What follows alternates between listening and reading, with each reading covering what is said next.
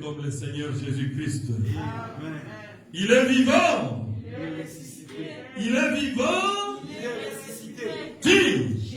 Est-ce que nous pouvons l'acclamer? Oh, on peut tout faire. Il reste le seul qui ne peut pas te décevoir. S'il y a une décision que tu ne peux pas regretter sur cette terre, c'est d'avoir pris pour la position pour le Seigneur Jésus-Christ. Amen. Parce que nous faisons beaucoup d'erreurs. Nous prenons beaucoup de décisions sans beaucoup réfléchir. Mais s'il y a une décision que tu ne pourras jamais regretter, c'est d'avoir donné ta vie à Christ. Amen. Parce que c'est la plus grande décision. C'est la meilleure chose qu'on puisse faire sur cette terre. Oh, c'est merveilleux, n'est-ce pas? Oh, aujourd'hui, c'est notre jour, jeudi, où nous avons l'habitude de compléter la prière avec un peu d'exhortation. Nous allons nous lever pour la lecture de la parole de Dieu. Nous allons lire dans 1 Corinthiens, chapitre 2, verset 4.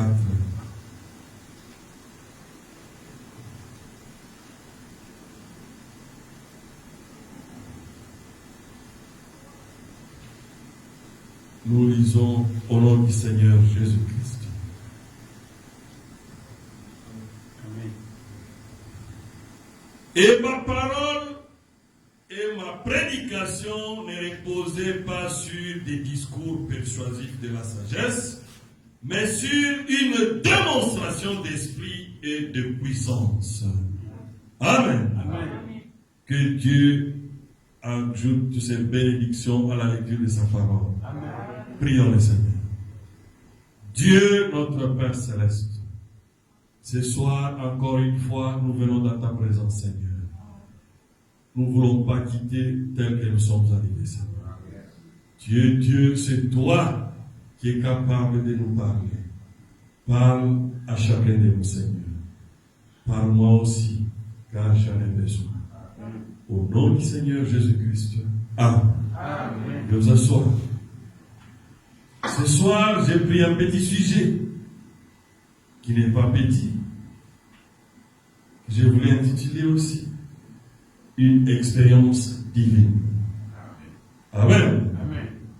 Mais une expérience divine, mais c'est quelque chose de capital dans la vie de chaque croyant. Oui. Une expérience divine, c'est ce qui nous rassure.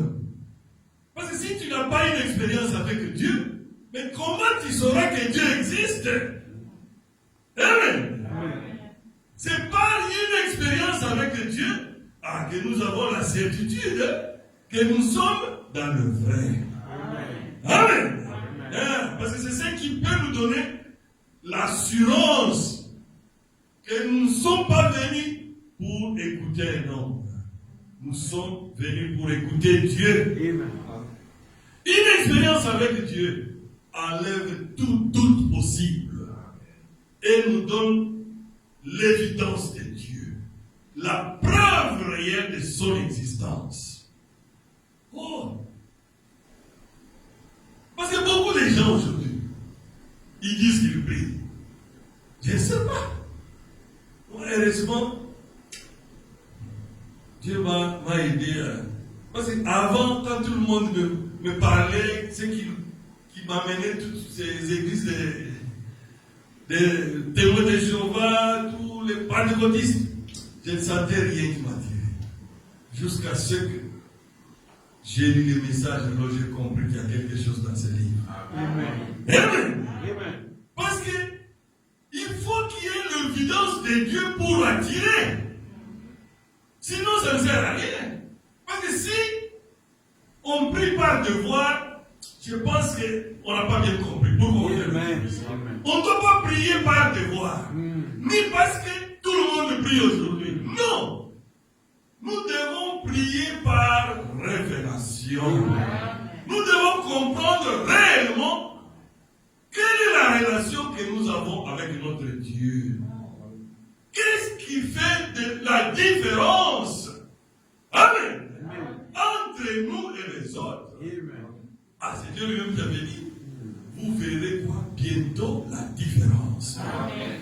Entre ceux qui m'adorent dans la sincérité et ceux qui ne m'adorent pas dans la sincérité. Oui, c'est vrai. Dieu n'est pas abstrait. Dieu est une réalité. Amen. Alors, nous avons besoin de cette preuve réelle de son existence. Et pour avoir cela, tu dois passer par une expérience avec le Seigneur. Une expérience vécue, ça reste gravé dans ton cœur, dans ta vie, chaque jour. Même si il y a quelque chose qui peut te balloter, mais quand tu penses à cela, tu comprends que dans ces jours-là, Dieu est avec moi. Amen. Vous pouvez vous retrouver, un accident arrive juste au moment où toi tu viens de te déplacer. Vous croyez que c'est un hasard? Non, ce n'est pas un hasard. Dieu veille sur ses enfants. Amen. Il a dit quoi? Il est le bon berger. Hein? C'est ce que nous avons besoin. Nous n'avons pas besoin de cette religion-là, de fables. Non! Nous avons besoin d'une religion qui devient une vie dans un corps humain. Toi, tu deviens le réveil de ta religion. Oh! C'est comme les Américains étaient partis un jour où? Dans le pays des Galles. Alors, il y avait eu un grand réveil dans le pays des Galles. Ils ont trouvé un roulage, un policier. Alors, ils ont dit, nous sommes venus dans le pays des Galles pour voir le réveil. Amen. Amen. Alors les policiers leur ont dit, vous cherchez le réveil? Oh, mais le réveil là c'est moi. Amen. Il dit que c'est moi, ça brûle en moi. C'est ce qui m'a changé. Avant d'aller à l'église, vous devez d'abord voir ma vie. C'est ça, la vie chrétienne. Même dans l'enseignement sur cette terre. Pourquoi à l'université, on donne les TP? C'est pour amener aux gens d'assimiler la leçon. Amen. Amen. TP, c'est quoi? Travaux pratiques. Parce que généralement, quelque chose que tu as déjà fait, c'est difficile d'oublier cela. Hein? Par exemple, le jour que tu as monté cette chaise-là, même 2 ans après, si on te donne encore la même chose pour la monter, tu vas la monter correctement. C'est quoi? Parce que tu as vu la pratique. Tu as exécuté cela. Et on ne t'a pas seulement raconté. Toi-même, tu étais quoi? Un acteur dedans. Une expérience pratique est toujours mieux assimilée qu'à une théorie simple. Oh, une expérience avec Dieu crée quoi? Un lien avec Dieu. Que tu ne pourras jamais oublier. Tu ne pourras jamais oublier. Aujourd'hui, tout le monde prêche la parole. Tout le monde se dit chrétien. Mais qui est réellement chrétien? C'est devenu comme une étiquette. Oh, moi aussi je suis chrétien. Mais est-ce que tu vis la parole de Dieu? Tu poses sur lui seulement la question. Merci beaucoup, tu as dit que tu es chrétien.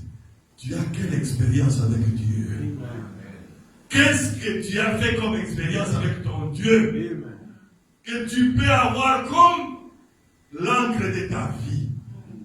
Même si le jour que le diable viendra te secouer, Dieu est capable de lui dire, stop diable. Je sais une chose, mon Rédempteur est vivant. Amen. Amen. Parce que tu ne peux pas dire que tu es chrétien parce qu'on t'a prêché Jésus-Christ. Ou parce que tu vas à l'église. Aujourd'hui, aller à l'église est devenu une chose ordinaire. Amen. Oui. Aller à l'église aujourd'hui, c'est devenu une chose ordinaire. Mais ce n'est plus spécial. Mais le Seigneur Jésus-Christ, lui, il a besoin de quoi? Des chrétiens qui ont une expérience divine. Qui ont un secret avec lui. Oh, quel est ce chrétien-là qui n'a pas de secret avec Dieu? Mais le diable va commencer à te balader. Tu dois avoir une prière quand la situation devient difficile. Ah, tu sors cette prière-là. Tu rappelles Dieu. Amen. Et le prophète l'a fait. Quand il est arrivé devant des situations difficiles, moi aussi je l'ai déjà fait plusieurs fois. Tu pries, tu vois que Dieu n'écoute pas, ou il n'y a pas de solution, tu rappelles Dieu ta commission. Amen. Tu me rappelles ta commission. Ces jours-là, tu étais venu. Je ne fais pas de moi-même, c'est sous ton nom. Oh, là, automatiquement, la chose est obligée de quitter. Amen. Là, tu dois avoir cette victoire. C'est quoi? C'est une expérience avec Dieu. Amen. Amen. Oh. Paul a dit clairement ici, je ne suis pas venu quoi? Est-ce que tu peux remettre le verset là? Pas seulement avec des paroles persuasives. Non. Pas de discours, non. Plein de sagesse, non. Et ma parole et ma prédication ne reposaient pas sur les discours persuasifs de la sagesse, mais sur une démonstration d'esprit et de puissance. Amen. Vous croyez que quand Paul a dit ça, c'était au hasard? Paul n'était pas n'importe qui. Il était d'abord, par formation, un érudit. Amen. Amen. Il était l'étudiant le plus brillant de son université. Et le doyen de son université, c'était qui? Gamaliel. Et Gamaliel était fier de présenter Paul en public, de défendre la doctrine des pharisiens. Mais quand Paul a fait l'expérience avec le Seigneur Jésus-Christ, quand il a reçu le baptême du Saint-Esprit, il a compris qu'il y a une différence entre les paroles ou les discours persuasifs, pleins de sagesse, et une parole pleine de démonstration. Amen. Parce que Dieu, ce n'est pas seulement la théorie. Non. Dieu a besoin de la pratique aussi. C'est pour cela qu'il a dit qu'aujourd'hui, je ne viens pas comme l'ancien Paul là, qui était en train de défendre la doctrine des pharisiens. Mais je suis venu avec la démonstration de l'Esprit et de la puissance de Dieu. C'est ce qui peut produire l'expérience dans une vie.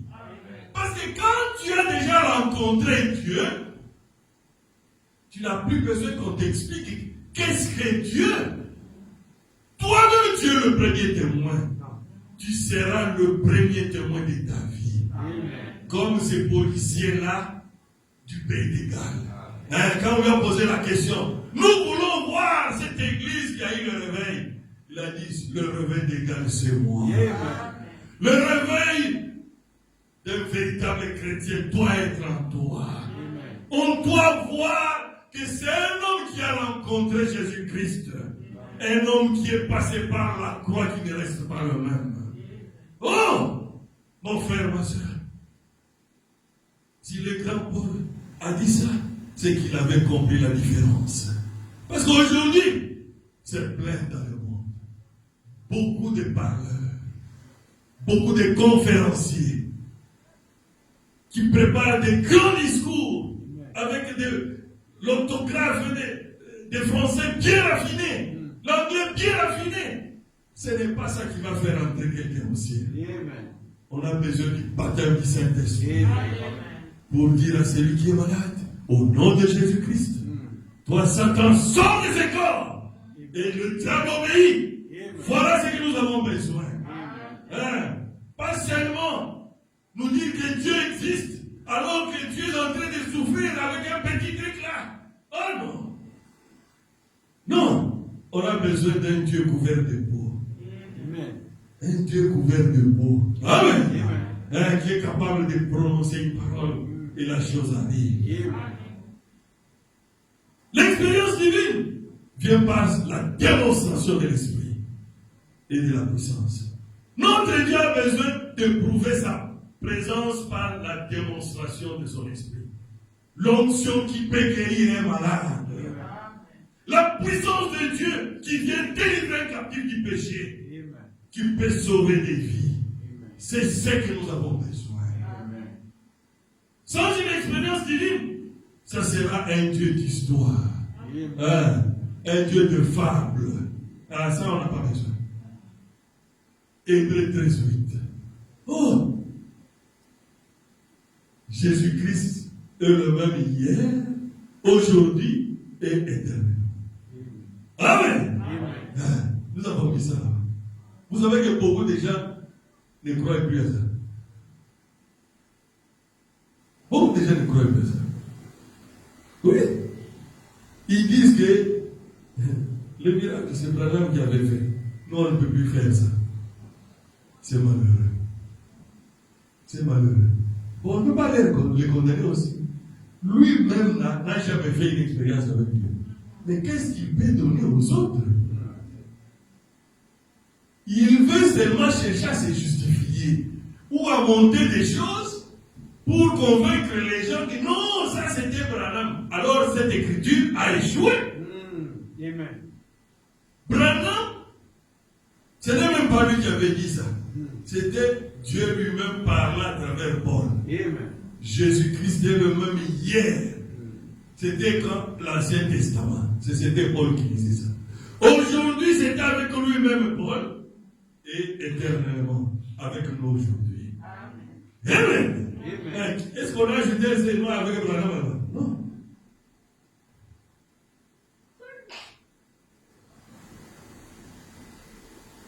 Plusieurs ne croient pas cette écriture par manque d'expérience divine avec Dieu. Pourquoi beaucoup de gens n'ont pas encore une expérience avec Dieu? On va voir cela. Pourquoi les gens n'ont pas une expérience avec Dieu? Soit leur repentance n'est pas sincère. Parce que quand tu ne te répands pas sincèrement, Dieu est difficile à venir. Parce que le péché empêche Dieu de venir. Le péché empêche Dieu de s'approcher de toi. C'est pour cela qu'il faut se réparer chaque chose. Ce qu'il faut réparer, nous devons le faire. Nous avons eu un petit enseignement sur cela, sur la repentance. Soit, on ne lui a jamais dit que Dieu peut on ne lui a jamais dit qu'il peut avoir quoi? Une expérience avec Dieu. D'autres prêchent seulement. Oh frère, nous c'est seulement les mystères. C'est bon. Mais le premier mystère, c'est d'amener un chrétien à avoir une expérience avec Dieu. Amen. Parce que le plus grand miracle que nous avons besoin, c'est d'amener une âme pécheresse à la repentance. De changer la vie d'une personne qui était pécheur à devenir un saint. Et ça, ce ne peut venir quelque part une expérience avec le Seigneur Jésus-Christ. Alors Dieu nous dit ce soir, toi aussi, tu es capable de faire une expérience avec lui. Amen. Tu es capable. Quand tu veux vivre dans ta vie, tu as tout arrangé. Appelle Dieu. Appelle Dieu, il viendra. Et nous avons déjà lu un jour ici. Le prophète Branham ne savait même pas comment prier. Il appelait Dieu Monsieur Dieu. Amen. Et toi aussi, fais même comme ce petit garçon-là, qui m'avait appris de l'alphabet. Dis à Dieu, je ne sais pas prier, mais je veux aujourd'hui faire une expérience avec toi. Je veux aussi avoir la preuve que tu me connais, que je suis ton fils et que tu es mon père. Il viendra certainement. Parce que lui,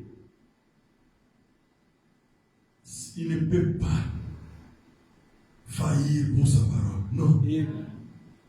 Parce que toi d'ailleurs, tu ne l'invites pas pour se moquer de lui. Simon le pharisien avait fait même une fête et a invité Jésus pour se moquer. Est-ce que toi tu vas le faire? Non. Dis-lui, Seigneur, moi je ne t'invite pas comme Simon le pharisien. Je t'invite parce que mon cœur a soif de toi. J'ai vraiment besoin de faire aussi une expérience avec toi. J'en ai marre d'écouter les témoignages des autres. Je veux aussi que je devienne un témoignage. Que tu puisses être aussi mon ami. Que je puisse t'écouter. Amen. Aujourd'hui, tu as besoin d'avoir une expérience avec tout le monde maintenant. Parce que c'est le moment où le Fils et les filles de Dieu doivent être manifestés. Quand on parle des fils et des filles de Dieu manifestés, c'est-à-dire quoi? La parole de Dieu doit tabernacler dans le cœur de chacun de nous. C'est que tu deviens la parole faite chair de ton âge. Pourquoi? Nous sommes dans l'époque où le rideau de Saint des Saints a été déchiré de haut en bas par Dieu lui-même. Parce qu'avant, il n'y a que le souverain sacrificateur qui est entré une fois dans le Saint des Saints avec le sang pour demander le pardon au peuple. Vous savez comment on faisait? On attachait une corde sur sa tenue. Pourquoi? Si lui-même n'est pas bien entré là-bas, ne s'est pas repenti sincèrement, il mourrait là dans le Saint des Saints. Alors, comme personne ne pouvait pas entrer, alors on devrait, pour les sortir là, on devrait tirer le fil pour récupérer les cadavres. Mais les jours où le Seigneur de gloire, le mari capable, le bout de ton âme, est monté à la croix de Golgotha, quand il a crié tout est accompli, le rideau s'est déchiré de haut en bas. Il a dit il n'y a plus besoin d'avoir un intermédiaire. Toi aussi tu peux lui parler directement. Tu peux entrer dans le secret avec lui. Tu peux l'appeler, il viendra. L'intermédiaire n'est plus là. Tu es capable de composer le mot Jésus-Christ, de téléphoner le mot de 5 lettres, il écoutera. C'est la sincérité qu'il a besoin seulement. Essaye de le faire aujourd'hui. Tu verras, ta vie va changer. Amen. Oh! D'autres aujourd'hui attribuent tout au prophète Branham. Ils disent même aujourd'hui que Jean 14, 12, c'est pour le prophète Branham. Alors j'ai voulu qu'on lise Jean 14, 12. En vérité, je vous l'ai dit. Celui qui croit en moi fera aussi les œuvres que je fais. Et il en fera de plus grandes ou davantage. La meilleure traduction, c'est que le prophète a dit, parce que je m'en vais au Père. Amen. Est-ce qu'on a vu Branham là? Vous voyez les gens qui adorent, qui cherchent même à justifier leur incrédulité, qui adorent Branham. Ils prennent la parole pour tout le monde qui est membre de l'épouse du Seigneur Jésus-Christ et attachent ça à Branham. Oh non, ça c'est seulement à Branham. Frère, ces gens-là risquent de ne pas aller dans la vie s'ils ne se répandent pas. Parce que pour entrer au ciel, on doit arriver au même niveau spirituel comme Branham avait atteint. À le niveau chrétien. Je ne dis pas que nous devons devenir des malachicades. Non! Ça, c'est sa spécialité comme rôle dans l'épouse, en tant que prophète majeur. Mais une vie chrétienne, on doit y passer même. Amen. Parce que quand il a fait ça, c'est valable pour toi aussi. Hein? Les œuvres que je fais. En vérité, c'est le Seigneur lui-même, Jésus-Christ. Quand il dit lui en vérité, c'est la façon de jurer du Seigneur Jésus-Christ. Parce qu'il ne pouvait pas jurer sur qui que ce soit. Parce que personne n'est plus grand que lui. C'est pour cela lui disait en vérité, je vous l'ai dit. Amen. Mais des gens ont la confusion. Ou bien c'est Dieu qui les a aveuglés pour leur perdition. Aucun jour, William Branham n'a dit en vérité, je vous l'ai dit. Mais il faut voir qu'il continue à croire que Branham était Dieu. Aucun jour tu peux lire le message du début jusqu'à la fin. Il a joué son rôle d'un fidèle serviteur. Il disait toujours ainsi dit le Seigneur. Mais aucun jour le Seigneur Jésus a dit ainsi dit le Seigneur. Non. Sa formule c'était en vérité, je vous l'ai dit. Amen. Celui qui croit en moi fera aussi les œuvres que je fais. Et il en fera de plus grands. Parce que je m'en veux Père. Ce n'est pas pour Branham seul. L'enfant est comme malade à la maison. C'est vrai, nous avons les hôpitaux.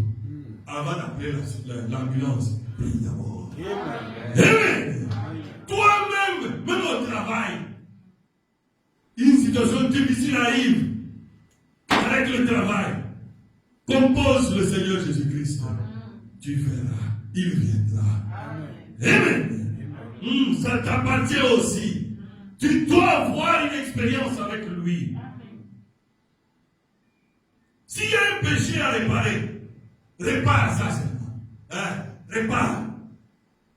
Personne n'est parfait. Répare.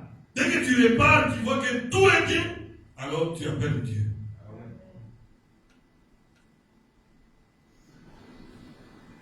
Si tu as fait quelque chose de mal, demande à Dieu. Tu peux même lui demander de te donner la preuve qu'il t'a même pardonné. Il le fera. Amen. Est-ce que c'est vrai? Oui. Nous allons lire le prophète. Les gens qui disent que Branham est Dieu. Branham a menti. Il a menti. Nous allons lire ça. Et quand il voulait prier pour un enfant malade, Dieu lui dit, n'aimez même pas tes mains. Tu as menti.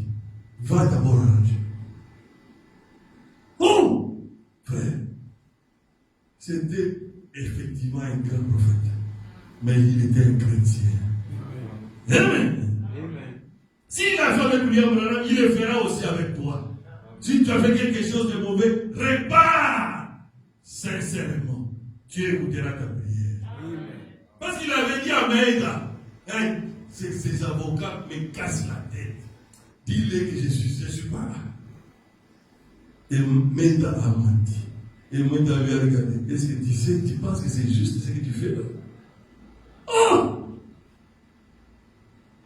Et après, quand il a essayé de prier, Dieu lui a dit, je n'écoute pas ta prière. On va lire ça. Pour comprendre réellement que nous avons un bon Père. Amen. Qui écoute aussi notre repentance. Lui a dit même à Dieu, je veux avoir la preuve que tu viens de me pardonner. Nous allons lire ça. Parce que j'avais dit ça une fois. Si tu as fait quelque chose de mauvais et que tu te répands sincèrement, s'il faut pleurer, tu pleures. Dans ta chambre, tu demandes pardon à Dieu. Quand tu es sincère, à un moment donné, tu sentiras que la paix de Dieu va descendre dans ton cœur. Amen. C'est la preuve qu'il a écouté ta repentance. Amen.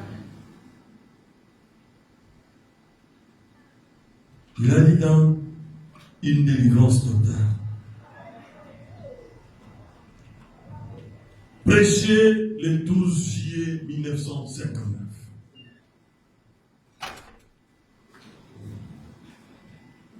une délivrance totale. Nous allons lire, c'est le prophète de l'âge. Amen. Amen. C'est lui le modèle même de l'âge. Amen. Hein? Moi j'aime dire ça. C'est lui la gerbe agitée de l'âge. C'est que Dieu a voulu nous montrer que dans cet âge, il y a un homme qui a atteint la maturité. Il est là. C'est William Branham. Il n'est pas notre Dieu. Non, il reste un frère. Il attend aussi dans sa tombe le cri de l'archange qui va ressusciter tous les morts en Christ. Lui aussi ressuscitera. Et nous allons le voir avant l'enlèvement. Il dit ceci. Paragraphe 466, dans une délivrance totale. Alors je me suis mis à prier pour ce bébé. Au moment où j'allais lui imposer les mains, le Seigneur m'a repris. Il a dit, tu as dit un mensonge. Tu n'es pas digne de prier pour ce bébé. Amen. Je me suis détourné de cet homme et j'ai dit, messieurs, attends-moi ici. Je dois aller rectifier quelque chose. Oh, c'est merveilleux, n'est-ce pas? Il est aussi un homme qui était faillible. On lui avait mis tellement de pression. Alors il a dit, je dois aller rectifier quelque chose. J'ai appelé l'avocat et je suis allé au bureau. Je le fais venir, j'ai dit, écoutez monsieur, j'ai dit un mensonge, je fais mentir ma femme. Elle a dit que je n'étais pas là et je m'étais précipité derrière la maison. J'ai confessé ça et je lui en ai parlé. Est-ce qu'il a fait le détour ici? Non. Il a dit exactement la même chose qu'il y a eu. Parce que quand on lui a dit que ce sont les avocats, alors il s'est précipité là pour sortir et dit pour dire que je ne suis pas là. Et il voulait même quand même les condamner. Comment ça se justifie? Mais j'étais déjà dehors. Oh, c'est terrible.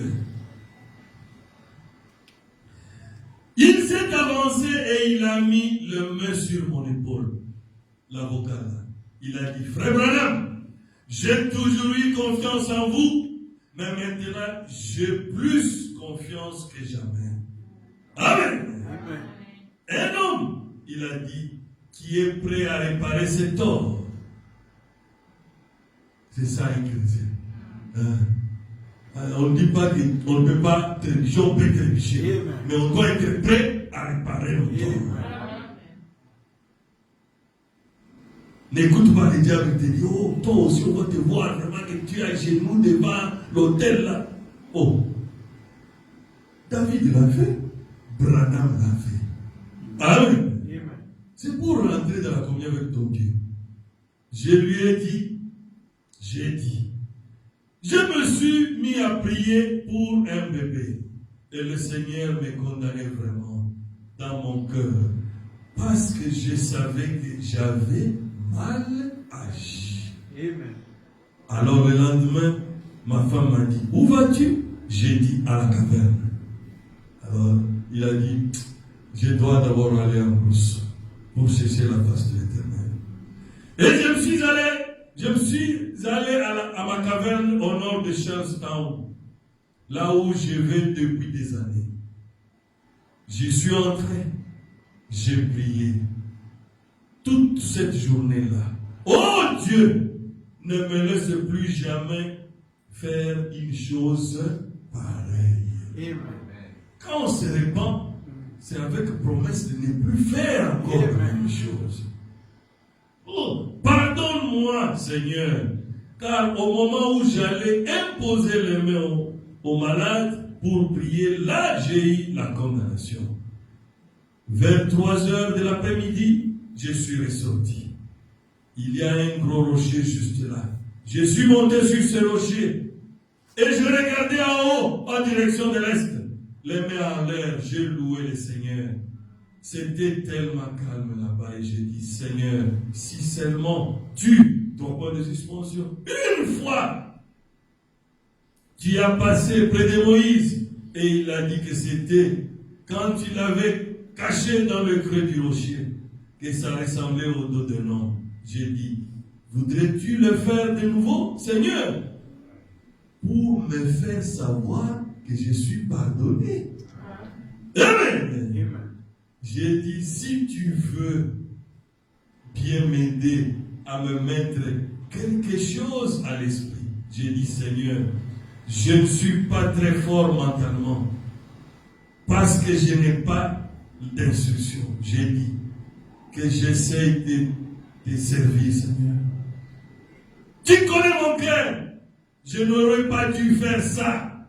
Je ne voulais pas le faire. Je ne voulais pas faire ça.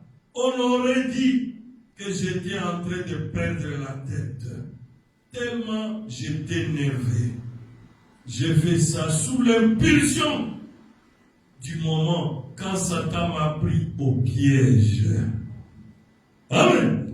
Et j'ai dit, si tu m'as pardonné, alors permets-moi de te voir, Seigneur. 73 ou 73. Dieu est mon juge, juste à côté de moi, dans un petit coin de buisson. Il y eut comme un vent qui s'est mis à soulever un tourbillon. Il est venu directement le long de la paroi de la caverne. Et là où j'étais, et il est reparti à travers le bois. Oh frère, une paix qui surpasse toute intelligence m'a envahi. Amen. Amen. Une paix qui surpasse toute intelligence m'a envahi. Et j'ai crié, j'ai pleuré, j'ai poussé des cris. Je sais que mes péchés m'ont été pardonnés. Voyez-vous, j'étais désuni avec Dieu. Je ne pouvais pas obtenir la délivrance de ce bébé. Vous voyez ce que le péché fait? Juste le mensonge là, ça l'a désuni avec Dieu. Il dit que je ne pouvais pas voir les délivrance de ce bébé-là. Mais après là, il a imposé les mains et le bébé qui est sur les champs. Est-ce qu'on peut l'acclamer?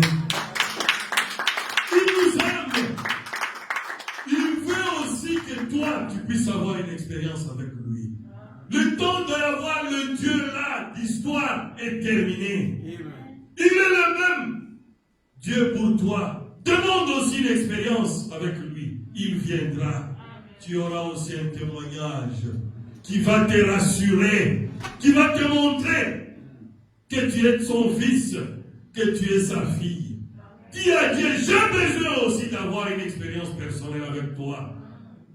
Il viendra. Sois seulement sincère. Vous avez vu comment le prophète est allé dans le bois? Il était tellement sincère. Il n'a pas cherché à contourner aussi. Non, non. Il a dit, j'ai mal agi. C'est moi-même qui ai poussé même Méda à mentir. Aie pitié de moi. Pardonne-moi, Seigneur. Oh, il a dit dans sa parole, vous verrez la différence entre ceux qui me servent dans la sincérité et ceux qui ne me servent pas dans la sincérité. Hein? C'est lui-même qui a dit ça. Mais souvent, nous voulons des demi-mesures. Non, Dieu a besoin de ton cœur en entier. Et là, tu verras aussi sa main. Amen. Le moment est arrivé, mon frère, ma soeur. Que Dieu soit aussi ton Dieu. Par ta propre expérience. Tu as beaucoup entendu les témoignages et les expériences des autres. Aujourd'hui, Dieu veut devenir et avec toi, entrer dans ton cœur. Occuper aussi la première place. Oui, c'est possible.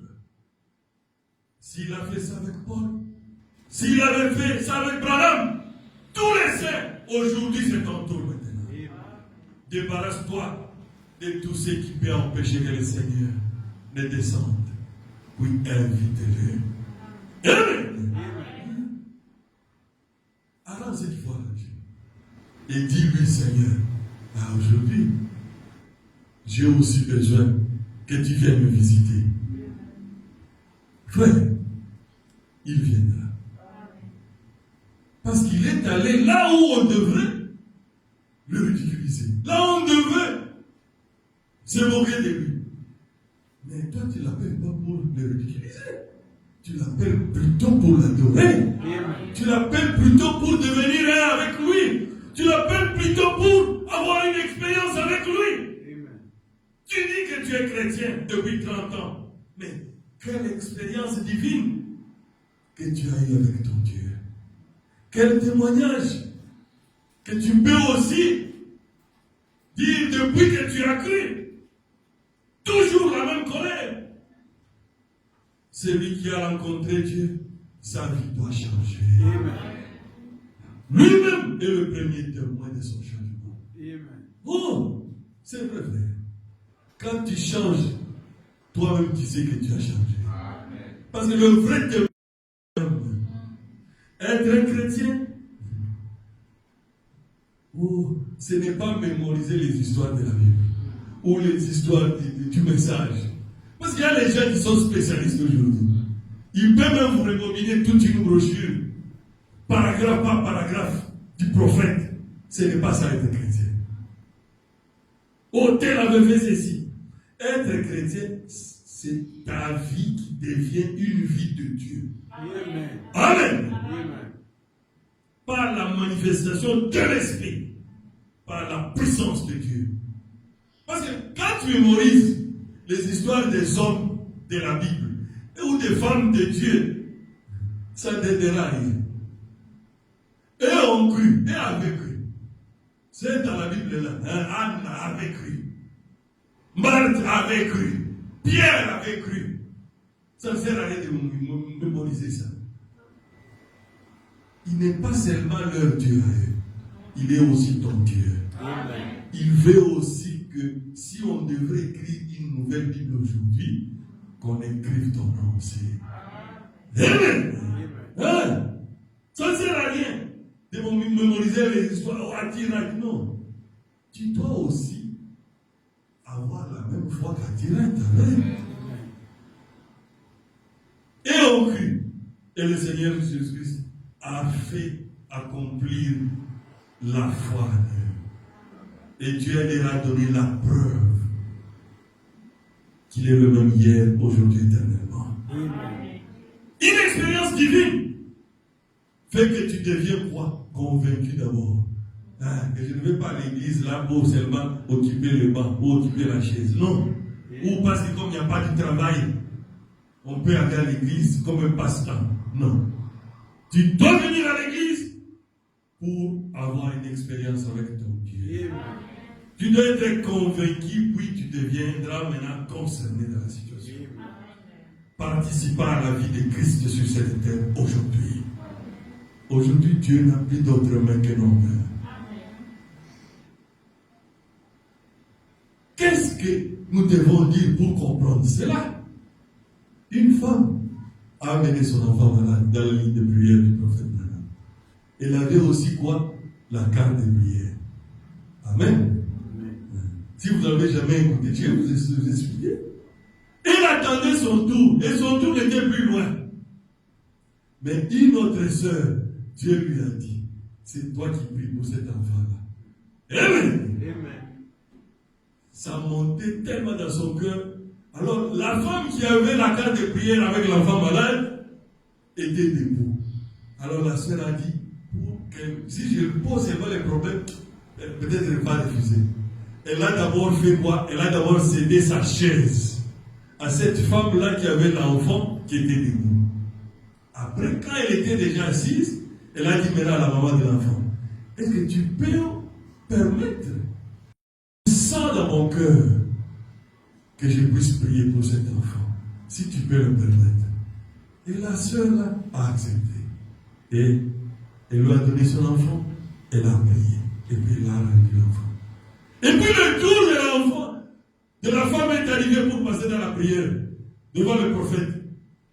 Quand elle a avancé dans la ligne, le prophète la regarde. Oh, ma soeur, telle sœur qui t'a laissé sa chaise, maintenant elle est au balcon. Elle a prié déjà pour ton enfant. ton enfant était déjà guéri au nom du Seigneur. Ainsi dit le Seigneur, ça ne sert plus à rien. Amen. C'est quoi ça? Tu as besoin de tes mains. Tu as besoin de ta voix. Tu as besoin de tes pieds. Pour transmettre la vie à quelqu'un d'autre. Ne viendra pas. Si toi tu n'as pas encore fait cette expérience avec Dieu, qu'est-ce que tu vas communiquer? Tu risques d'être comme ces pasteurs-là qui disent que les miracles sont du passé.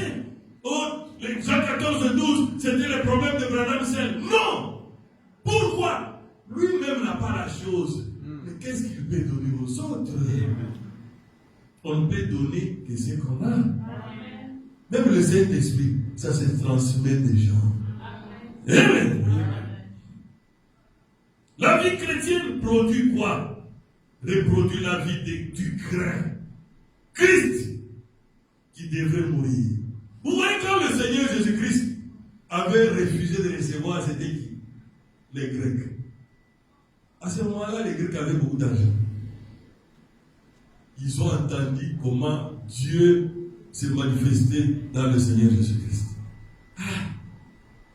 Alors, ils ont dit, nous avons besoin de voir cet homme-là. Ils sont allés voir qui? C'était Philippe. Après Philippe, est allé voir encore un autre apôtre. Et ils sont allés dire Jésus, nous avons, vous voyez, d'ailleurs notre caisse là est vide. Les Grecs là ont beaucoup d'argent.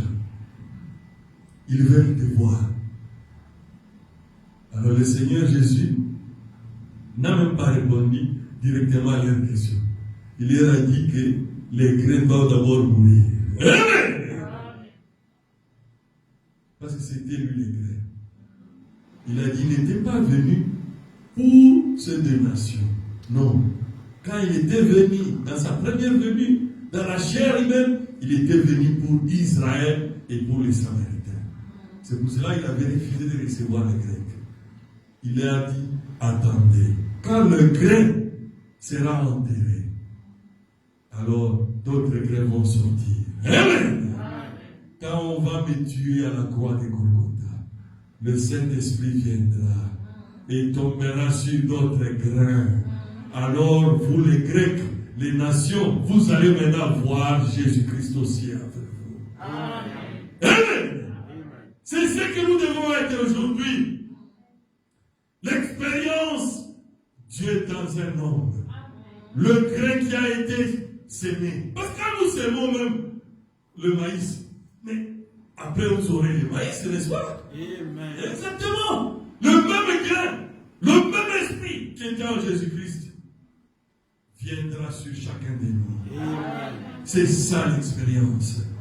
Nous devons faire une expérience avec Dieu pour grandir avec Dieu. Amen. Devenir quoi? La promesse de l'âge. Le Fils et les filles de Dieu manifestés. L'expérience divine change notre vie. Ceci fait que tu comprends maintenant que tu es différent des autres. Tu n'appartiens pas. Tu ne t'appartiens pas toi-même. Ta volonté ne compte plus. C'est la volonté de Dieu compte. Même s'il arrive que l'ennemi te bouscule ou te tente, c'est là où l'expérience est très importante. Parce que des fois, Dieu peut laisser que le diable vienne d'abord te coincer là. Il a fait avec qui? Job, il a fait aussi avec Abraham. C'est là où nous allons chuter à la fin. Le prophète a perdu 5 membres de sa famille dans un laps de temps de 6 mois. Son petit frère, son père, sa femme, son bébé. Celui qui a le sommet, c'était le jour que Sharon Rose est décédée.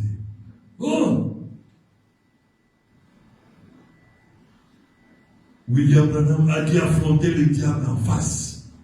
Parce que le diable profite quand il voit vraiment que tu es battu là. Alors il vient. Il dit, le diable lui dit, et il vient, il commence à lui demander,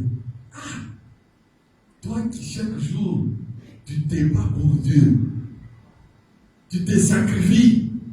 Il a, vraiment Dieu est cruel. Il a refusé d'écouter la prière pour ta petite chérie. Ah! Je ne vais pas beaucoup, je vais corriger ça. Amen. C'est que ce n'était pas une blague. Parce que le prophète était même déjà pressé embarqué. Heureusement, il a dit, heureusement, le grand ressort était là. Le Saint-Esprit l'a rappelé à l'ordre. C'est dans quoi? L'imitation du christianisme. Prêché le 20 janvier 1957. Oh, frère, tu ne peux pas souhaiter ça pour eux. C'est que le prophète a vécu. Paragraphe 159. Mais je vous montre maintenant l'importance d'avoir une expérience avec Dieu.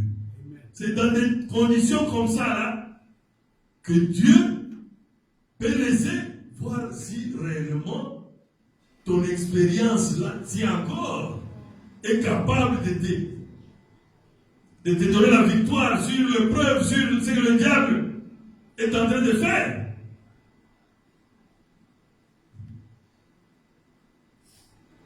Paragraphe 159.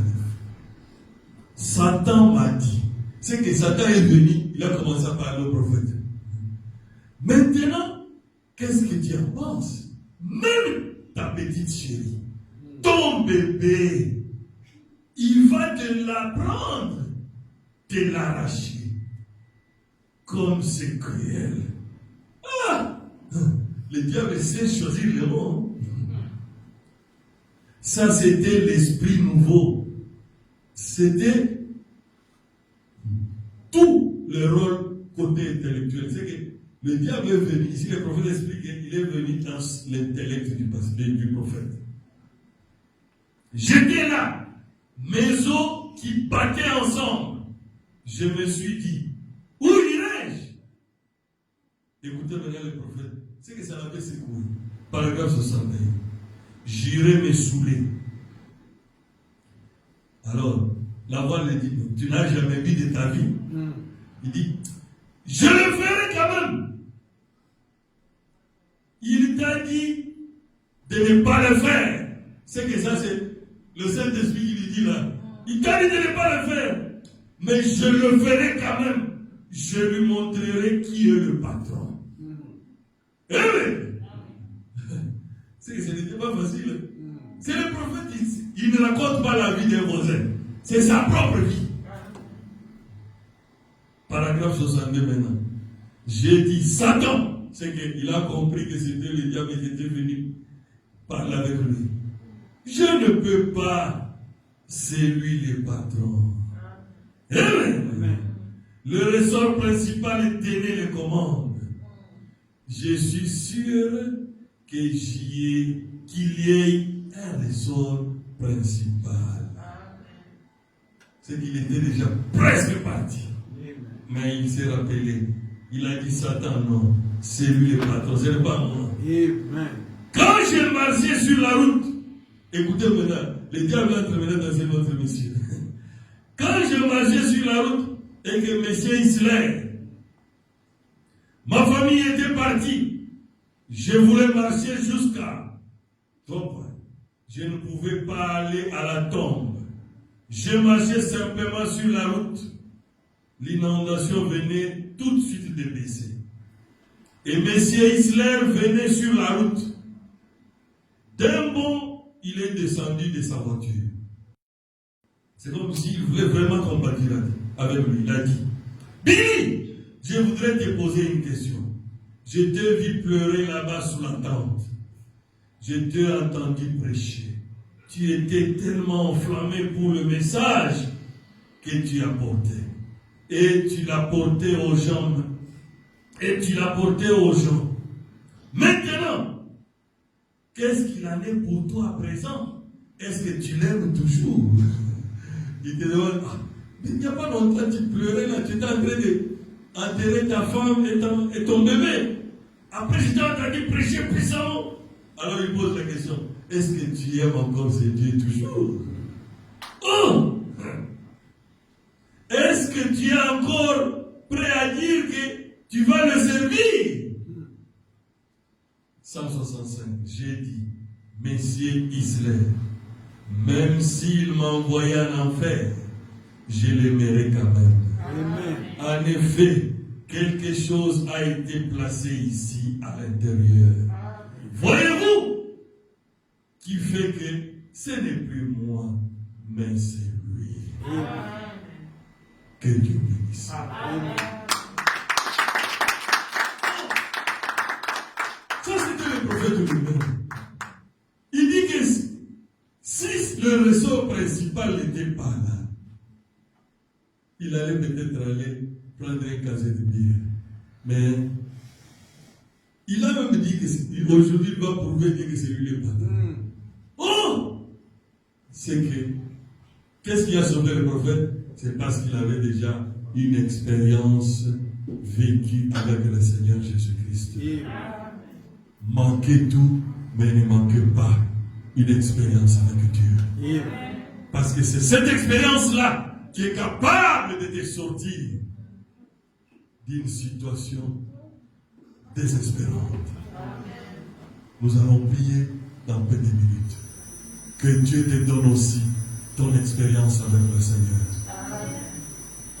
Dis à Dieu, j'ai besoin aussi d'avoir une expérience avec toi. Tu verras que ta vie va changer.